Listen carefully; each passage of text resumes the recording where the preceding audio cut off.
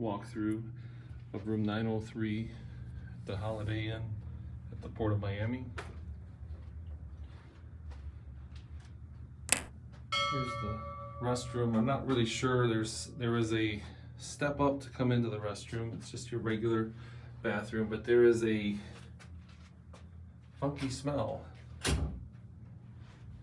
that probably will be fixed by the time you use this room.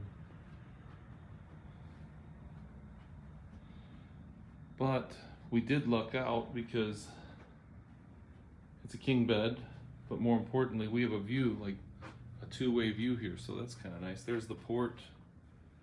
We'll be able to see our ship in the morning, we think.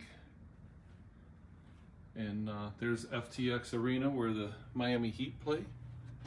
So we're gonna do a review of our cruise and the whole thing, so we'll probably bring some stuff. We just got into the room. So here you are, room 903 at the Holiday Inn, Port of Miami.